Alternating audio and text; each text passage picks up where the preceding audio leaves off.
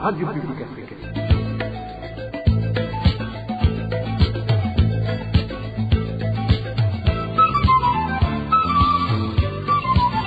Radio Publique Africaine.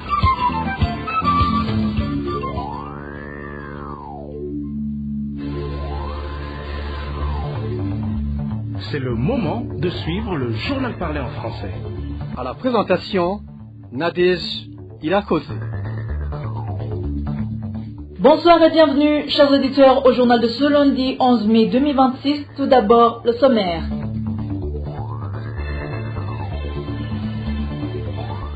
Le plan du gouvernement burundais de reconnaître officiellement le génocide commis contre les Burundais de l'ethnie Hutu en 1972 est bien avancé. Une proposition de loi relative à la reconnaissance de ce génocide est en train d'être examinée au niveau du Parlement et de la présidence de la République.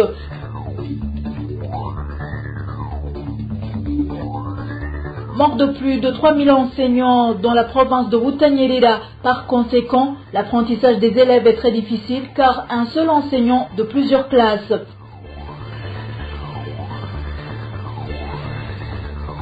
Dans ce journal, nous vous parlerons aussi des équipes qui vont jouer dans l'édition prochaine de la première division du championnat de football du Burundi. Tout de suite, le développement de ce journal.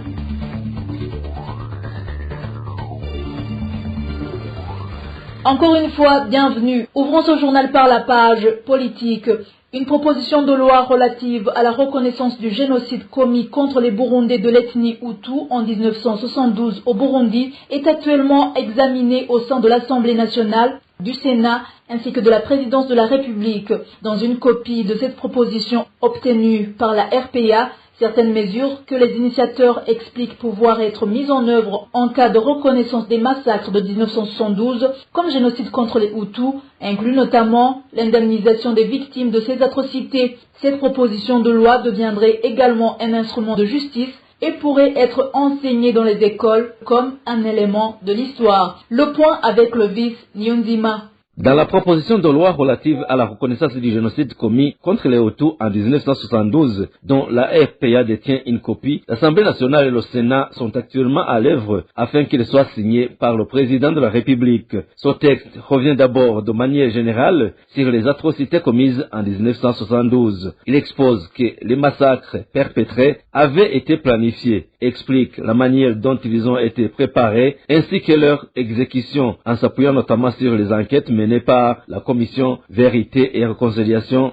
CVR. Cette proposition de loi, déjà transmise au président de la République Evariste Ndayishimiye pour signature, n'est pas ancienne. Celle adressée au chef de l'État date en effet de cette année 2026 et selon nos sources au sein du CNDD-FDD, le président devrait y apposer sa signature au cours de cette même année. Dans l'hypothèse où cette proposition de loi serait adoptée et où le génocide commis contre les Hutus en 1972 serait officiellement reconnu, les parlementaires ayant élaboré cette proposition de loi précisent, à partir du point 37 du texte, les effets attendus de cette reconnaissance. Le document indique notamment que la reconnaissance du génocide commis contre les Hutus du Burundi constitue un acte majeur de justice, à la fois politique et historique, revêtant une importance capitale pour le Burundi. La proposition poursuit en soulignant qu'au-delà de la reconnaissance des crimes graves commis sous le régime du colonel Michel Micombero, cette démarche permettrait de réhabiliter les victimes. Elle prévoit également que ce génocide soit enseigné dans les écoles.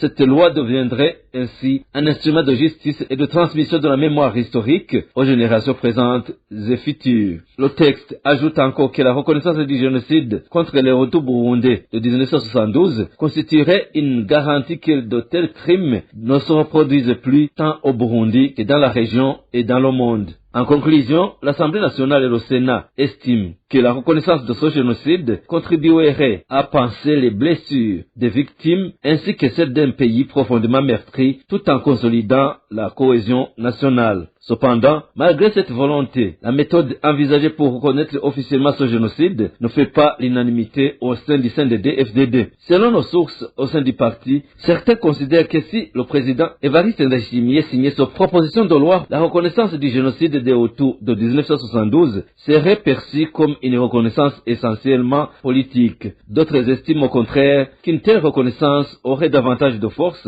et de crédibilité si elle était prononcée par la Cour suprême. Merci Clovis Nyonzima. Toujours en parlant politique, la situation actuelle et les problèmes que traverse le Burundi ne sont pas propices à la tenue d'élections paisibles et transparentes, surtout que les Burundais, sans exception, ne sont pas encore unis pour résoudre les problèmes du pays. C'est du moins les propos d'Agathon Rwasa, président du parti CNL, non reconnu par le gouvernement de Gitega. C'était lors de l'émission Ijamboni Gwawe de la RPA de ce dimanche dernier. Selon Agathon Rwasa, les agissements du parti CNDD-FDD ne sont rien d'autre qu'une fraude électorale, comme cela a été le cas lors des dernières élections. Écoutons-le. uravye biriko biraba canke imaze imyaka biba biragoye kwizera yuko amatora yitwa koreka. Compte tenu de la situation actuelle, il est difficile de croire que les élections en préparation résoudront les problèmes de démocratie au Burundi. Récemment, une campagne a été lancée pour apprendre aux Burundais à voter. Or, les Burundais votent depuis des années. Que leur apprend-on aujourd'hui? Lors d'une cérémonie préparatoire, le chef de l'État à Gitega a même déclaré qu'il faudrait renoncer aux élections car les pays constamment en lice sont ceux qui ne se développent pas. Il a suggéré d'utiliser l'argent ainsi dépensé pour construire des écoles et d'autres infrastructures favorisant le développement du pays. Revenons-en aux dernières élections législatives de l'année dernière. Le processus a commencé de la même manière et s'est terminé par l'annonce faite au peuple que celui-ci avait élu des instances dirigeantes composées exclusivement de membres du CNDD-FDD. Le candidat désigné aujourd'hui pour les présidentielles est Evariste Ndayishimiye. Leur seul objectif est de pouvoir annoncer demain aux Burundais qu'il a remporté 100% des suffrages et d'empêcher toute contestation de la régularité du scrutin et de faire croire aux Burundais qu'ils n'ont aucun problème avec la régularité des élections. Ils cherchent également à présenter ces élections comme un scrutin partisan et non comme un scrutin citoyen. Je tiens à ce que chacun comprenne cela. Les Burundais ne se limitent pas au Burundi. Ceux qui sont en exil en Tanzanie et ailleurs entreront eux aussi un jour chez eux, même si je constate que les gouvernements burundais et tanzaniens les oppriment et que le HCR ne les rapporte aucune aide. Ce que je peux dire, c'est que, compte tenu de la pauvreté qui menace le Burundi, du blocage des autres partis politiques et de l'impossibilité pour eux de faire campagne, tout cela démontre qu'il existe de nombreux problèmes à résoudre avant les élections afin que des dirigeants capables de servir le pays puissent être élus et que des partis politiques puissent se constituer. Quant à Chovino Mugwengezo, président du parti UPD Zigamibanga, également invité à la dite émission de ce dimanche dernier, il a dit que le parti CNDD-FDD devrait nommer Evariste Ndayishimiye chef de l'État sans recourir aux manœuvres et fraudes électorales habituelles qui sont systématiquement truquées. Écoutons Chovino Mugwengezo. Evariste et son parti, le CNDD-FDD, semblent donner la priorité aux élections en ce moment. Mais en réalité, notre pays manque bien des choses, même des choses qui n'ont rien à voir avec les élections. Autrefois, notre pays avait tout, mais comme vous pouvez le constater aujourd'hui, il est à la traîne. Je pense que leur priorité était de trouver un moyen de sauver notre pays des violations de droits de l'homme, des vols, des meurtres, de la corruption et des autres maux qui le gangrènent. Mais, fidèles à leurs esprits de fraude électorale, ils ne valorisent plus que les élections. Au lieu de perdre leur temps, ils devraient cesser ces manœuvres. Nous sommes habitués au fait qu'ils n'ont pas organisé d'élections justes et équitables depuis 2010. Le CNDD-FDD n'a jamais organisé d'élections qui ait produit quoi que ce soit de positif, si ce n'est des fraudes massives. Aujourd'hui, le parti est prêt à récidiver et à voler les élections comme en 2020. Rien ne prouve qu'il prépare des élections saines. Les Burundais ne sont pas libres, les partis politiques sont surveillés et traqués. Tout porte à croire que les élections seront truquées. Le CNDD-FDD est prêt prêt à convaincre les Burundais que le vainqueur est Évariste Ndayishimiye. L'équipe du CENI, chargée de préparer les élections, n'existe pas car elle a été créée par le régime du CNDD-FDD pour perpétuer la fraude électorale. Le CNDD-FDD aurait dû nommer Évariste Ndayishimiye à la tête de l'État au lieu d'être accusé de gaspiller de l'argent public pendant la préparation des élections. Il est donc clair qu'ils ont volé les élections de 2020 sans les gagner. Tout le monde le sait, même un enfant le sait. Et eux-mêmes savent qu'ils ont perdu.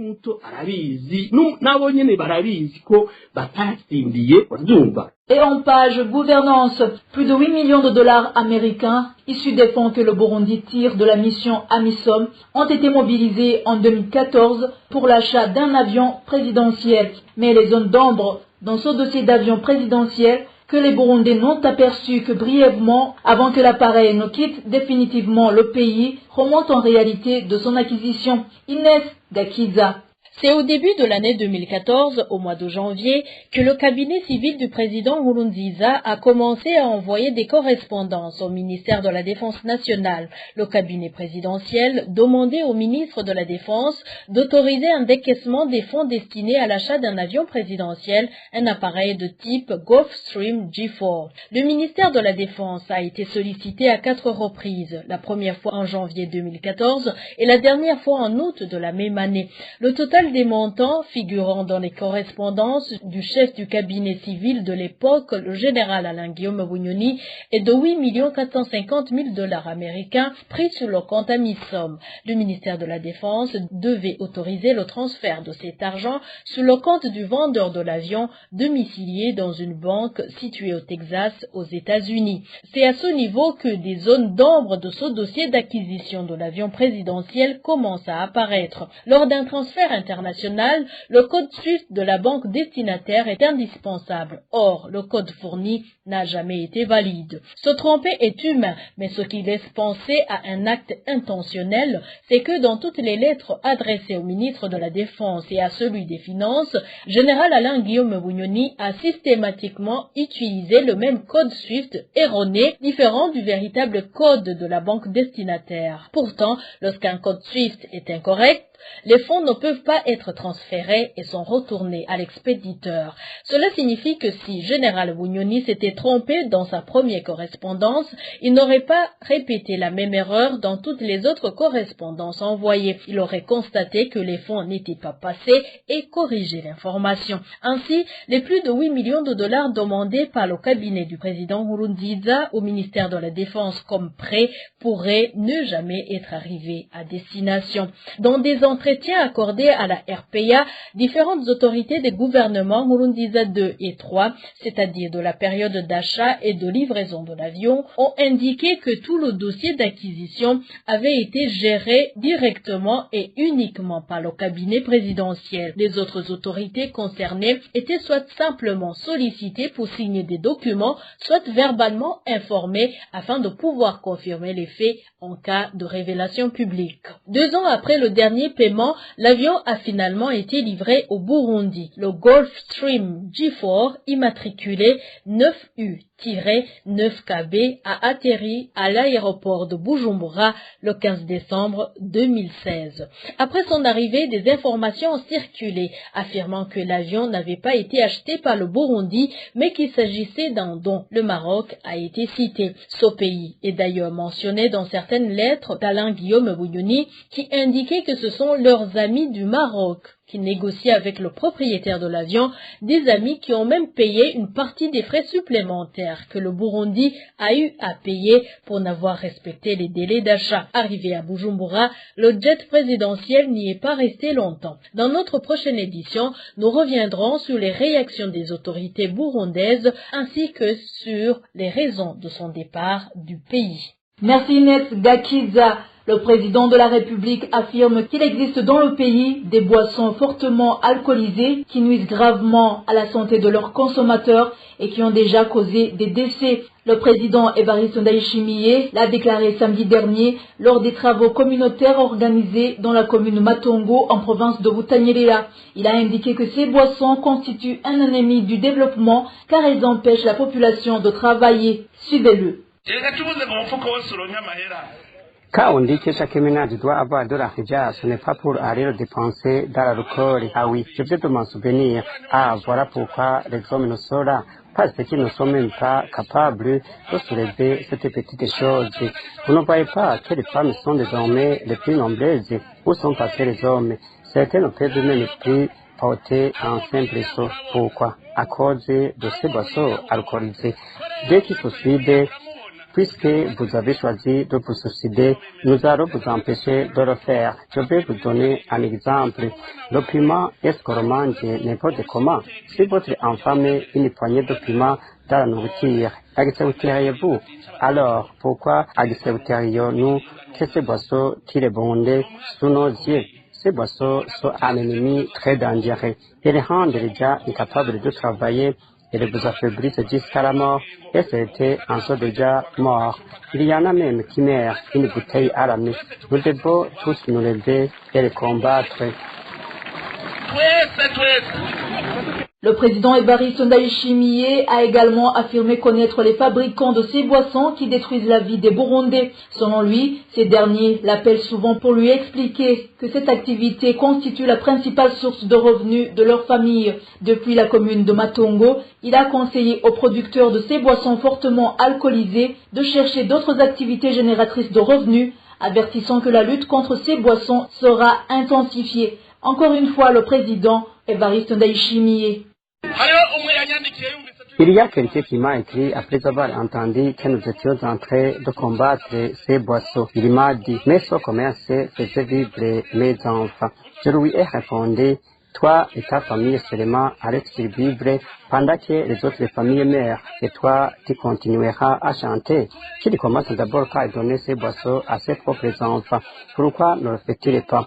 Lui-même ne le boit pas. Pourquoi? Cela montre qu'il agit comme un empoisonneur. S'il ne l'est pas, qu'il commence par le faire à boire à ses enfants, et nous verrons. On me dit aussi, mais je paie des taxes. Ces taxes servent à creuser les tombes des victimes. Après avoir tué les gens, il viendra donner de l'argent pour enterrer les morts. Devons-nous applaudir quelqu'un parce qu'il paie des taxes alors qu'il faut ensuite acheter des cercueils? Nous ne pouvons pas accepter que les Burundais meurent sous nos yeux. Ce n'est pas difficile à comprendre. Au Burundi, ceux qui fumaient du tabac ne sont plus nombreux. Pourquoi le tabac a-t-il été abandonné?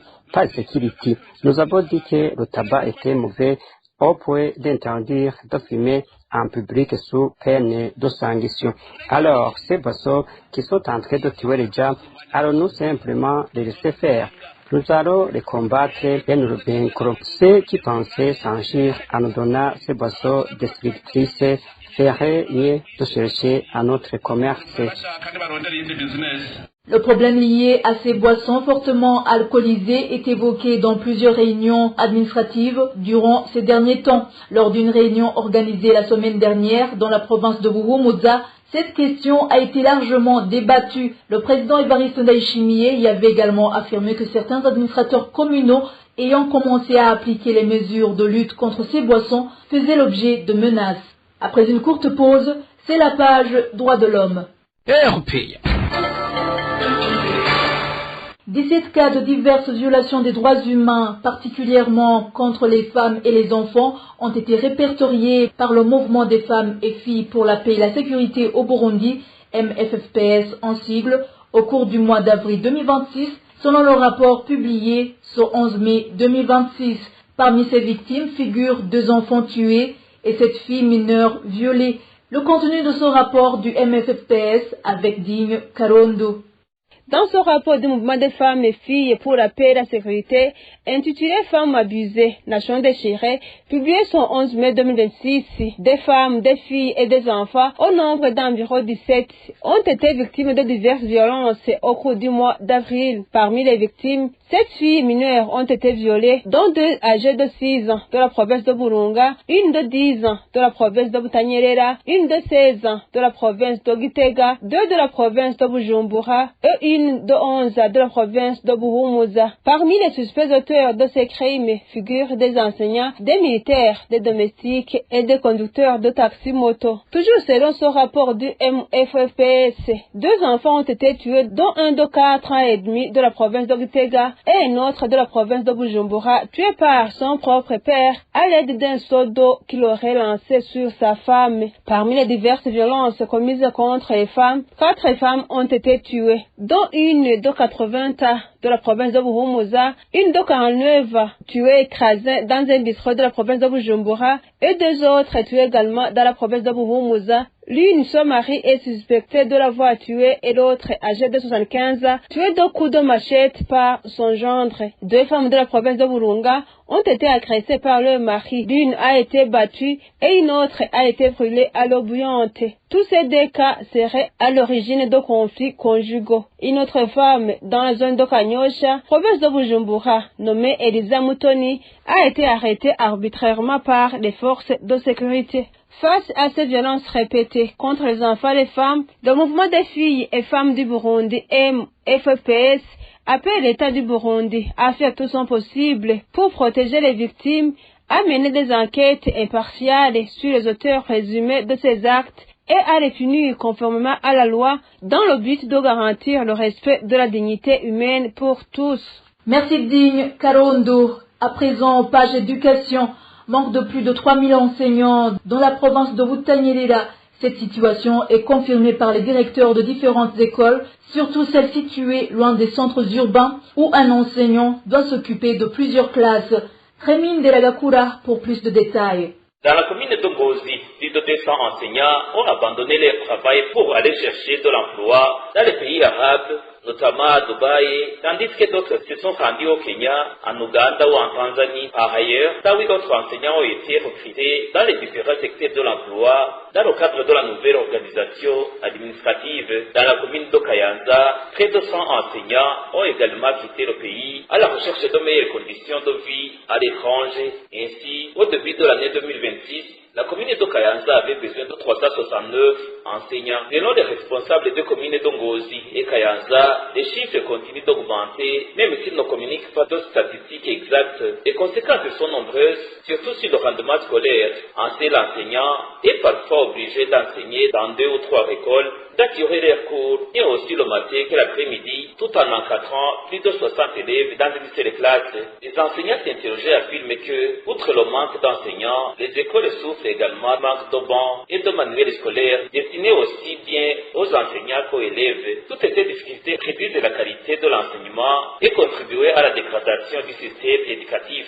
Les responsables du secteur de l'éducation demandent ainsi au ministre de l'Éducation d'augmenter le nombre d'enseignants recrutés, car de nombreuses écoles fonctionnent actuellement grâce à des bénévoles. Cependant, les établissements ne disposent pas des moyens nécessaires pour leur accorder des indemnités prévues. Les plaintes se multiplient de la part des élèves, des parents et des enseignants. Merci Rémi Nderagakura. Et en page société, les habitants de différents quartiers de la zone Kanyosha, commune Muha, en province de Bujumbura, demandent aux services chargés de la collecte des déchets ménagers de faire le nécessaire pour venir les évacuer, car un mois s'est déjà écoulé sans intervention. Selon ces habitants, ces déchets se sont accumulés de manière excessive depuis l'arrivée d'une nouvelle société de l'administration communale pour remplacer l'ancienne entreprise qui assurait ce service. Ils craignent que cette situation ne provoque des maladies si rien n'est fait rapidement. Le point avec Hervé Niuhire. Les habitants des quartiers Kajiji et Moussama, situés dans la zone Kanyosha, affirment qu'il y a déjà un mois que la société BCG, mandatée par l'administration communale d'Omugere, ne vient plus collecter les déchets devenus très nombreux dans les ménages. Selon les habitants, cette société s'était pourtant empressée de leur faire signer des contrats en promettant que les déchets seraient ramassés 2 fois par mois. Il y a une nouvelle société introduite par l'administration communale de Mugere qui a remplacé celle qui nous aidait auparavant à assurer l'assainissement. Mais cette nouvelle société n'arrive pas à bien servir les habitants. Dès son arrivée, elle a imposé une forte pression, allant même jusqu'à faire intervenir la police pour obliger les gens à signer des contrats. ans. Ces contrats ont été signés avec la promesse que les déchets seraient collectés 2 fois par mois. Pourtant, cela fait déjà un mois entier qu'aucun agent n'est venu ramasser ces déchets.